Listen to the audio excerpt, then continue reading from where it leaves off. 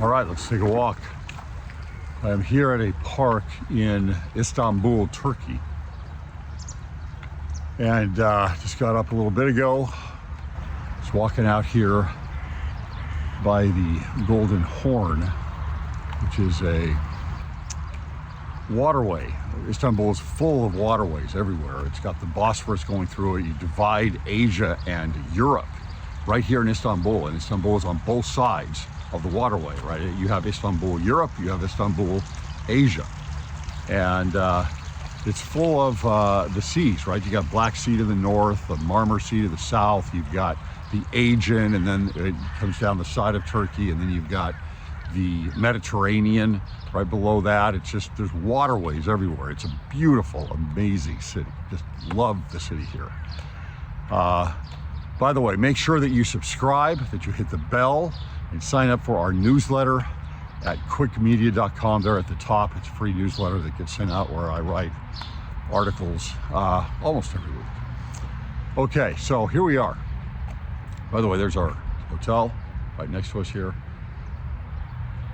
I want to follow up a little bit on, well, first of all, I've got to get this in. This episode is brought to you by Journey of Wisdom, and this is appropriate for this topic. Journey of Wisdom is a cruise, a Mediterranean cruise that we take where we go to Istanbul here. We go to Ephesus, where Paul taught and spoke and wrote to the Ephesians. You also have John, who was in Ephesus, finished off his days, at least call it retirement in Ephesus. A lot of teachings there from Paul and from John. We then go to the Greek Isles. We go to Patmos, where John received the book of Revelation. We go to Santorini. Of course, we're going to be in Athens talking about philosophy. Nothing over our heads. I just want to go through some things where we're basically parsing out the philosophies of men as compared to what is taught in the gospel. So we use Paul and John's teachings to go through that.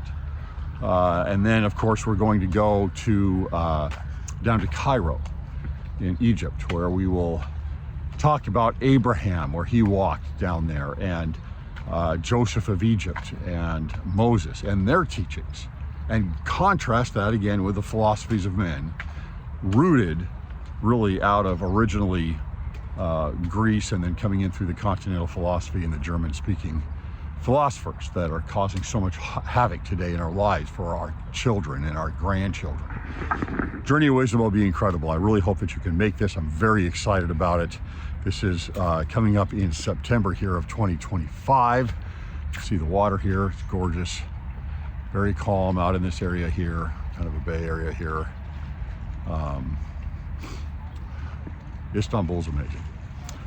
All right, philosophies of men, feminism, that's what I want to go into right now. I did a walk just a few days ago in Cairo, and I was talking about this, but you know, feminism is a very dicey, it's a very pernicious ideology, and it is something that has been carried through consistently with the philosophies of men and the religion of academia. They love it. And why do they love it? Because it turns the family upside down. I want to go over some things, some nuances with feminism that come up often, and how we need to address this, I believe. But we have starting off with the idea that, well, yeah, I'm a feminist, I'm just not like that feminist. I'm not that kind of feminist. Down below, right, with the thing that starts everything and turns everything, is hardcore feminism, radical feminism, that is a hatred of men, it is a hatred of family, and it wants to turn the family order on its head. And it's being very, very, very, very successful. Our fertility rate in the West is dropping incredibly, and it is by far the biggest threat to Western civilization. More than Putin, more than North Korea, more than China, more than Iran, more than all of these things. It is the greatest threat to the West, and we are going to implode. It is an economic issue, very important, and that's what most people will tell you about. But it is also, crucially, an emotional and a spiritual issue. Families are what create bonds. Family are what create conscientious people. They create people that are dependent, interdependent, and leaders, and built in a home that helps to bring people into a position of being good people, as they have to stretch for others and learn to live with others and love others. And we're going through a crisis here, really, that is easily the biggest issue. It's not the worry about too much population. What are we going to do? How are we going to feed these people? That is not the case. It is just the opposite. And we've been fed lies forever. So that's one of the issues with feminism down here at the bottom. It hates men, it hates families, and ultimately it comes down to power.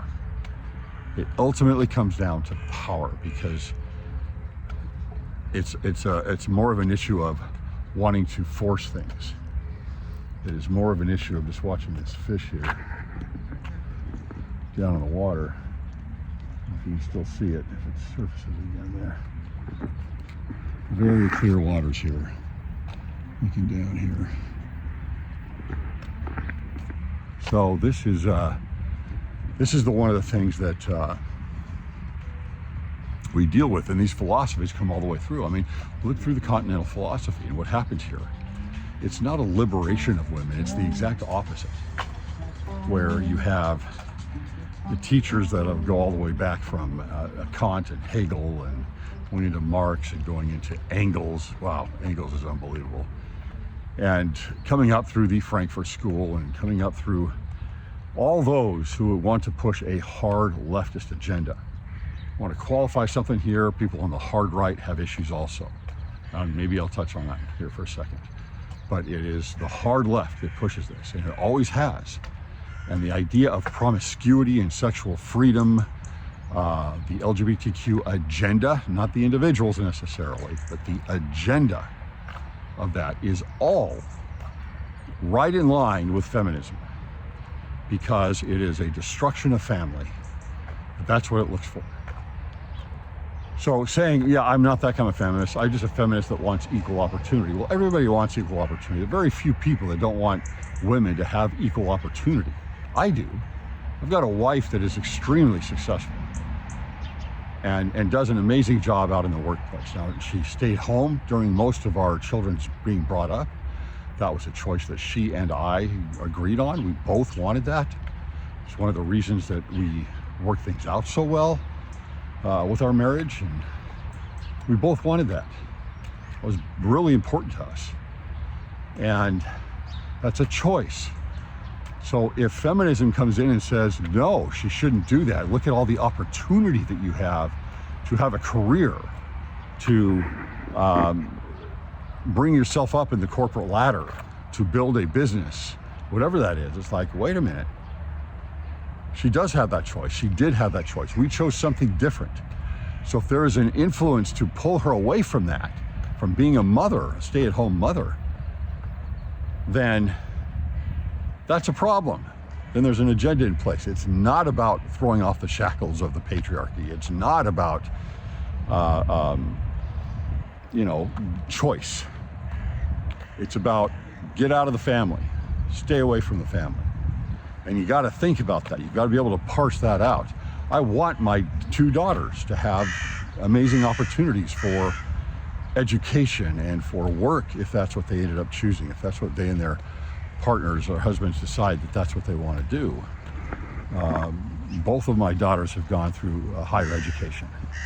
And so I want that there, and I want them to have that information and that knowledge to be able to pass on to their children also.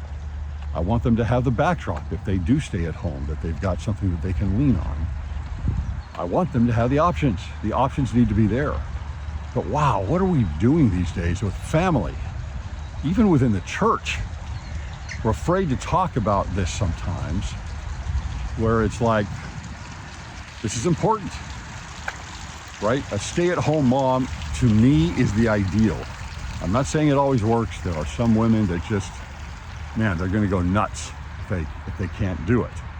If they can't get out of the house, if they can't push forward. And you have some women that are very successful and they have lots of kids, and They're high, very high capacity women. And they're telling all the other women, you can have it all.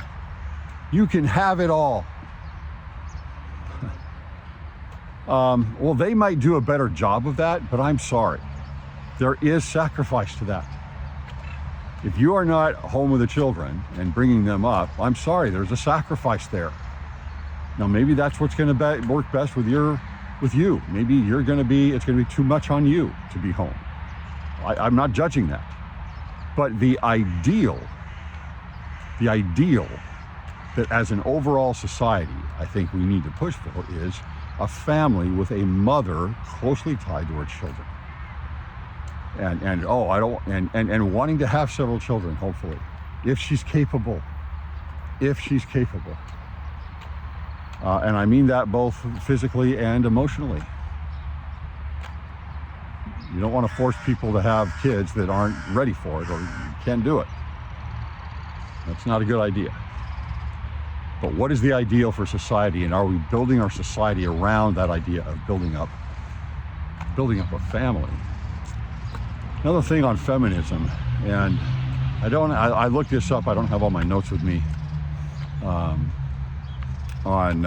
It's on the studio computer, but women that are married and have kids are the happiest women in the world. And you're going to hear lie after lie after lie after lie about this. Some random test or something, a survey that doesn't say this. It's not true. The women that have kids and that are married are the happiest women in the world.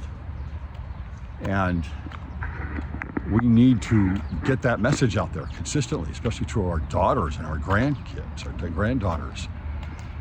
And this is shown everywhere, social study after social study after social study. I had somebody respond to me when I put this on X, and they're like, yeah, okay, some BYU survey that the LDS Church backed up and put money into tells you these things. No. I mean, it might. I haven't seen it. I haven't seen a family survey in years from BYU. But no, I'm talking about Pew, right? I'm talking about high-end Rasmussen. I'm talking about high-end survey companies, right? Social data companies, polling companies that are not biased toward building up children. In fact, maybe the opposite. And that's the way that this is. This is not. Got to stop telling these lies to these girls. I was at a graduation. One of my kids was graduating from ASU, and there's this group of girls that are kind of next to us, and they're talking about what they're going to do. And I think it was the dad of one of the girls, these friends, says, "So what are you going to do? Going from here? You planning on ever getting married or having kids?" And she was just astounded that was even something he would bring up. And she's like, "No, I don't need a man." Right? This is something she's been told by her professors, obviously. Or a mother, but probably professors. I don't need a man. Right? What do I need a man for? I can have a kid without a man. I can have a job without a man. I can live without a man. And that's what's being taught. And it's concerning. So feminism tied in very strongly with hard leftism. That'll never go away. Is the object of power, pride, and anti-family. That is what it fights for constantly. So if you are just saying, well, I'm a feminist, but just because I want the equality of women. Well, first of all, most everything about the equality of women has shifted where they are in the power position. And I could go through all of that, whether it is job opportunity, whether it is options and choices. The reason for the pay gap has nothing to do with male oppression. Zero.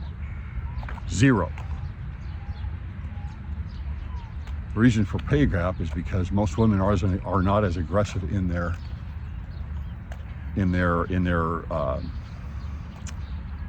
desire for a hardcore career of 70, 80 hours a week.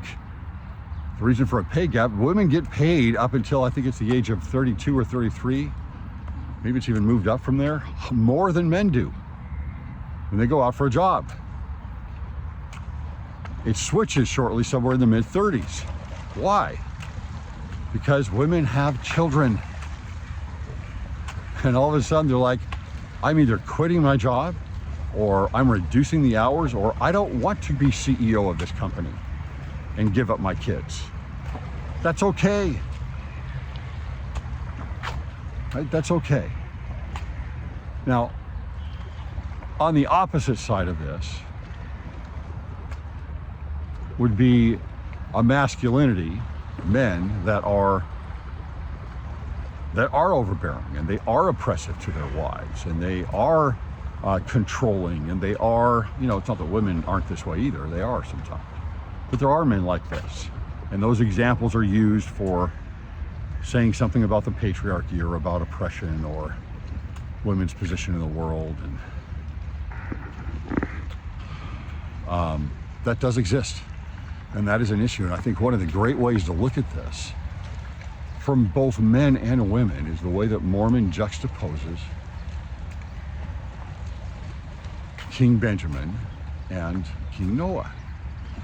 Now, I've been in Egypt for a couple of months, and one of the places you can go to is Abu Simbel. It's out on the Lake Nasser. It's right on the Nile there. And amazing, amazing place. And inside there, in kind of the Holy of Holies area, you have 3 gods and Ramses II, the pharaoh. And Ramses II puts himself up as equal to God, right? Same height. A lot of the places, a lot of the pharaohs in these temples and structures will put them up a little bit higher than everybody else, and they're a little bit lower than the gods. Ramses got himself right there with the gods, even, right? Very boastful, very proud, makes himself a god. And this is King Noah. This is who he is. He's going to be above God. He's going to break the commandments. He's going to get rid of Christ, which is what he does. Read that closely. He's getting rid of Christ. Abinadi is trying to bring that back. And it's pride.